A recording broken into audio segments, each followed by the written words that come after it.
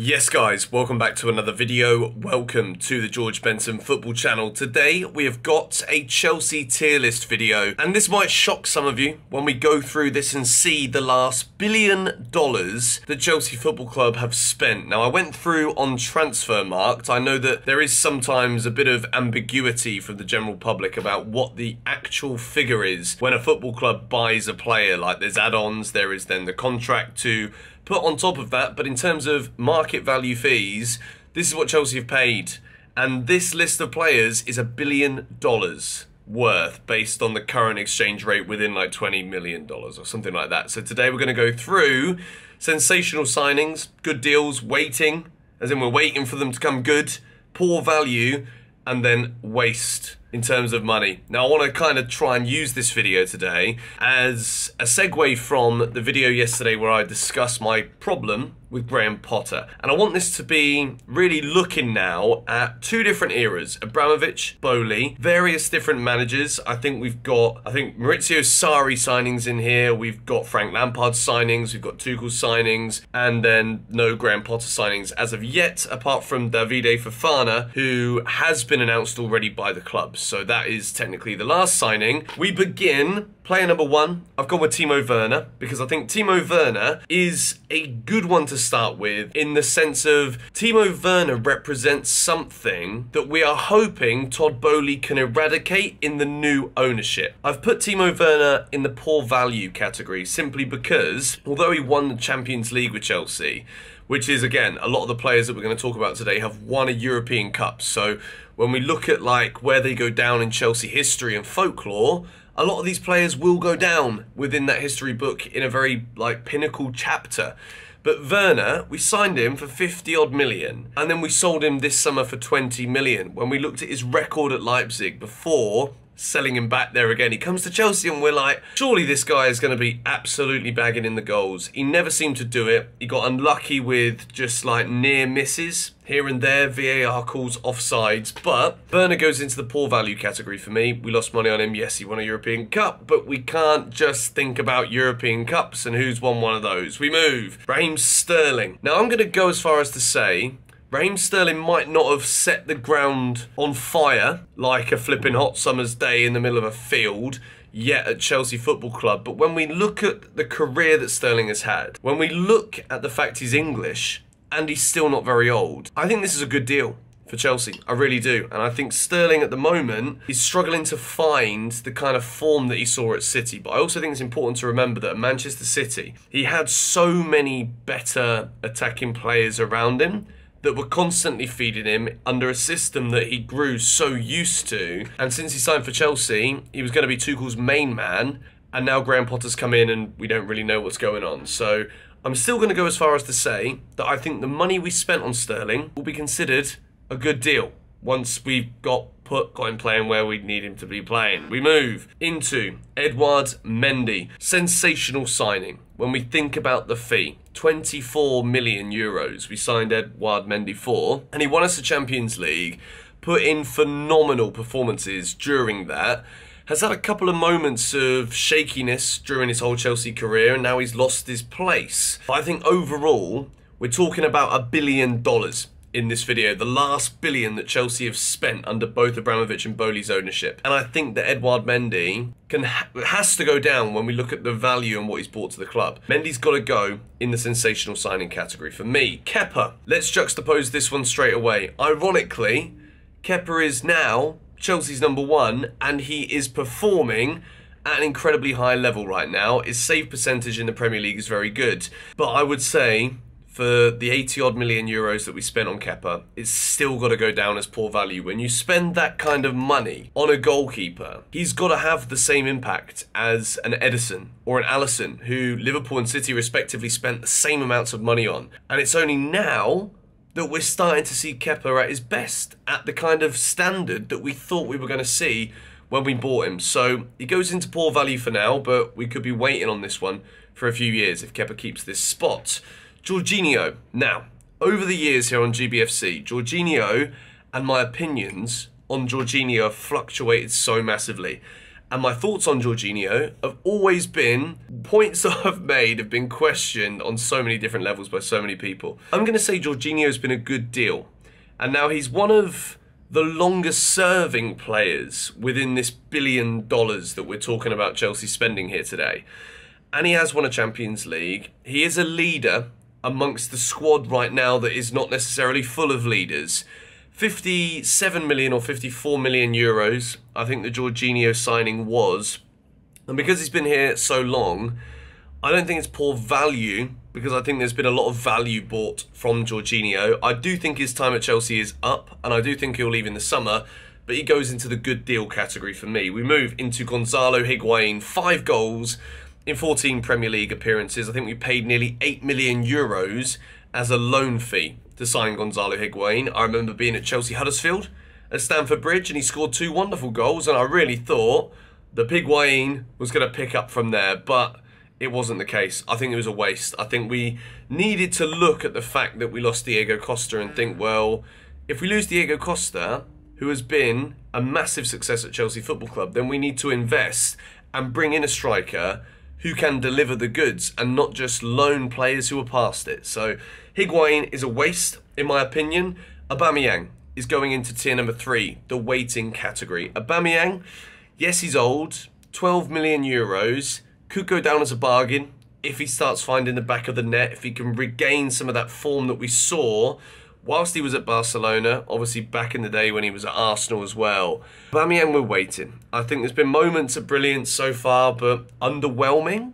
So let's just wait and see what he gets to do, shall we? David Fofana, who we have just bought from Molde, 12.5 million, Ivory Coast. He's an Ivorian. We've seen where this one's gone before. 12 million. I'm putting this one in the good deal category. You might be losing your marbles at me right now for this one in this video, because you're thinking, Benson, are you okay, mate? He's not played a game for Chelsea Football Club yet. Correct. You're absolutely bloody right. But what I think Chelsea need to keep doing more is spending money on these kind of players, where we look at the profile. We've looked at the fact that Chelsea want to sign a more prolific penalty box striker this summer. When you look at the stats of Davide Fofana, he is very much on par with what we saw from Erling Haaland when Erling Haaland was in the Norwegian league. So Chelsea have gone out there and just looked at this and thought, well, it could end up being a bargain. And I'm going to back the lad and say, well, last time an Ivorian signed for Chelsea Football Club, we all know how that ended. So for now, he goes into the good deal category. Dennis Zakaria. I'm also going to put Zakaria in the good deal category right now, because 3 million was the loan fee. Yes, we can't compare Dennis Zakaria to the players that we would have liked Chelsea to spend big money on in the midfield, because it looks as though in the next few days we might actually be spending that kind of money on a world-class player like Enzo Fernandez, which probably means that Zakaria won't sign and stay at Chelsea come the end of this season. When we look at the likes of, we've still got Chukwuemeka, Ruben Loftus-Cheek, Conor Gallagher, Mason Mount, Jorginho, Kante Kovacic. We've got so many names in there. I don't see how Zakaria stays, but I'd say good deal. I think the fact that he didn't get a sniff for so long probably isn't any fault of his own. And I think now we're seeing that even though he made mistakes in the game against Forest, who didn't make bloody mistakes in the game against Forest apart from Thiago Silva, I think he fights hard.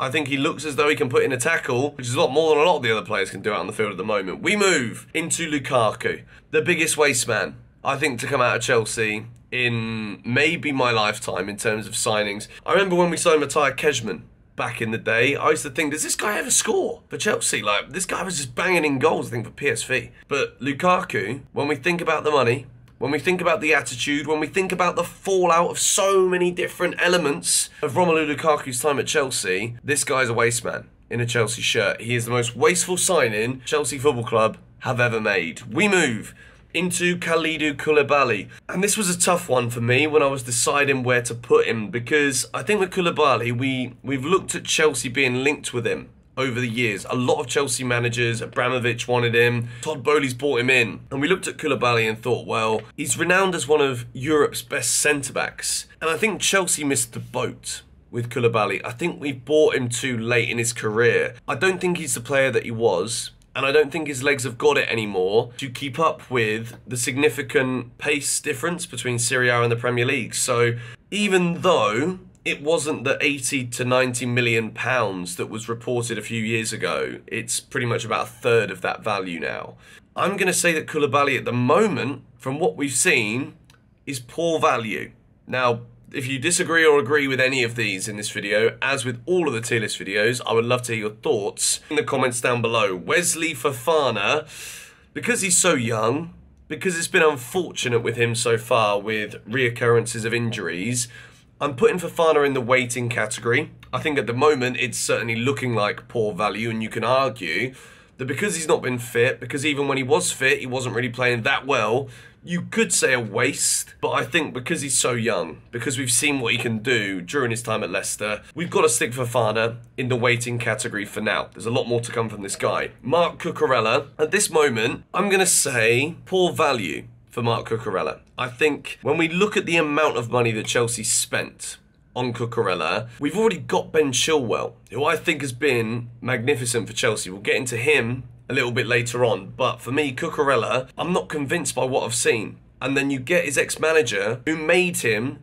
that kind of value of player that Chelsea then went to spend the money on from his time at Brighton. You bring that manager back in, and are we seeing anything like the level of performances from Marc Cucurella we saw at Brighton that made Chelsea spend that money? So far, I'm not convinced. He goes into the poor value category for me. Christian Pulisic. This is one that frustrates me no end, because I've wanted to see Christian Pulisic succeed at Chelsea Football Club massively. I think he's a likeable lad, which again is not enough reason for a player to be, kept hold of forever.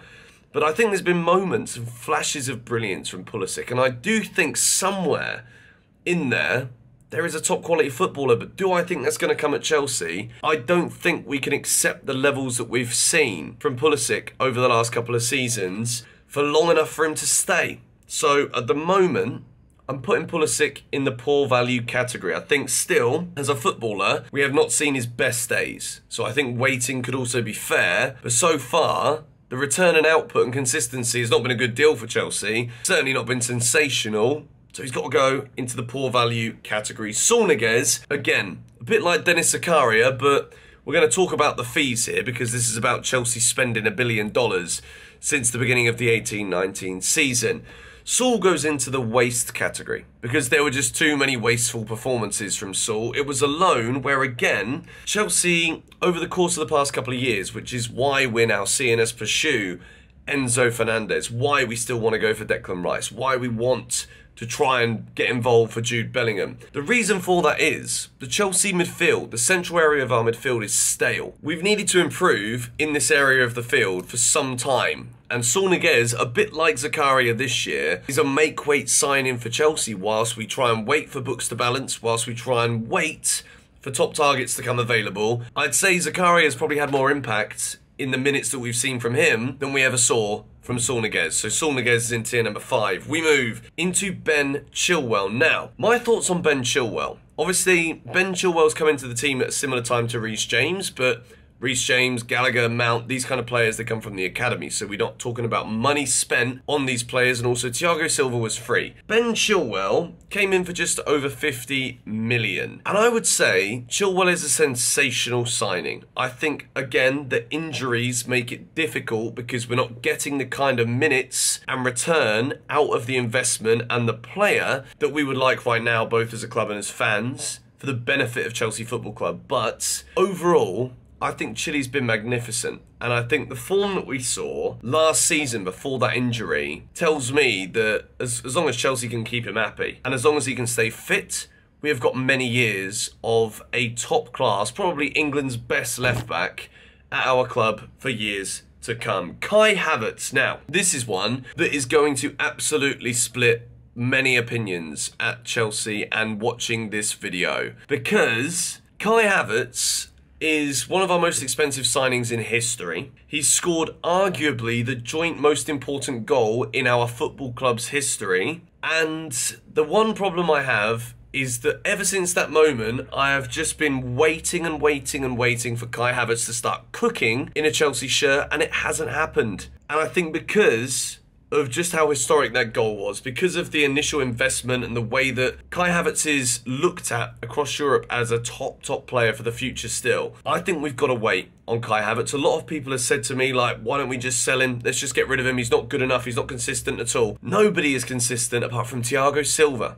in this Chelsea squad, which is the reason why I started thinking to make a video on the last $1 billion of money that Chelsea have spent on footballers. The reason I did dollars is because for me to do pounds, we have to go so much further back, and this tier list video would have been literally 30 minutes long. We've done it in dollars just to keep things rounded for today. Kai Havertz goes into the waiting category. Let me know your thoughts on that one. Gabriel Slonina, he's got to be waiting as well, really, hasn't he? He's supposedly top keeper from Chicago Fire, and I think for the future, I think this is one we just got to keep an eye on. Maybe we sell him for more money, in which case you'd say good deal, or maybe he breaks through, and let's hope that he does. He goes into category number 3. Mateo Kovacic, sensational signing. I think Mateo Kovacic is our best midfielder. I think I would have said N'Golo Kante, but N'Golo Kante's always injured. Will he ever play for us again? I don't know. Maybe he stays, maybe he goes. There's talks of a new contract, but Kovacic is the man that we're talking about here. I think he's been a sensational signing. I think when we got him in on loan,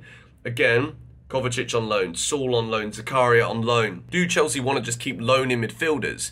No, but Kovacic delivered. And as much as he might not score that many goals, I think Mateo Kovacic has been magnificent for us. And I think now when he plays, we are such a better team. He goes into tier number 1. Player number 20 is Kane Chukwuemeka. Now, again, we should probably put him in the waiting category, but I have gone and put Chukwuemeka in the good deal category because I think for the 18 million that we've spent on him, what I've seen of Chukwuemeka so far tells me that Chelsea have done a good job in bringing this guy in. I think this is probably going to be one of the smarter Todd Boehly signings for the future. And Slonina, the reason I put him in the waiting category as opposed to putting him in the good deal, because Slonina at the moment would be 3rd or 4th choice goalkeeper for us. So you never know if he's ever going to make it. It depends entirely on Kepa and Mendy, who are still 2 far better goalkeepers right now. So you never know. Slonina might never get a sniff.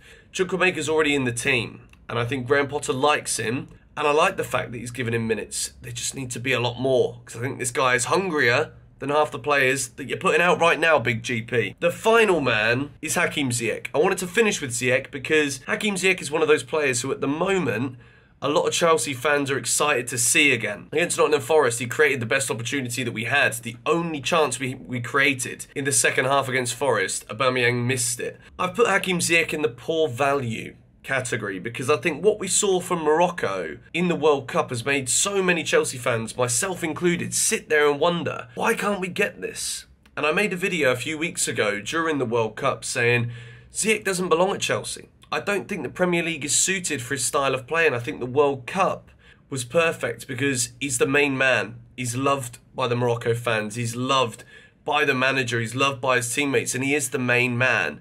And at Chelsea, he has never been able to lock down a consistent place. He's had injuries again, and I think he's a mood-based player, where if he's not in the mood, he's not going to perform. If he is, he will. And for that reason, I don't think we'll ever be able to see the same sale value for Ziyech as we spent on him. Again, Champions League winner. Many of the people in this video have been as well. But I do think Hakim Ziyech goes down as poor value. So when you look at this tier list right here, we've got 5 different tiers. 3 in the sensational signings tier, 5 in the good deal tier, 4 in the waiting, 6 in the poor value, and 3 in the waste. A lot of money has been spent and wasted on deadwood players. I'm not going to lie, from Chelsea Football Club. And I think that what we're seeing at the moment is future investments being made. But I think now what we want to see moving forward for the next $1 billion, if we're fortunate enough to be able to spend that amount of money again, I want to see smart signings. We need to see current players coming in to immediately elevate this team. And let me know who you think that should be in the comments down below. And if you did enjoy the tier list, please hit the like button, subscribe to GBFC if you are new. And if we get 3,000 likes on this video, I will do another tier list video this week. So let me know. Come on, you Blues.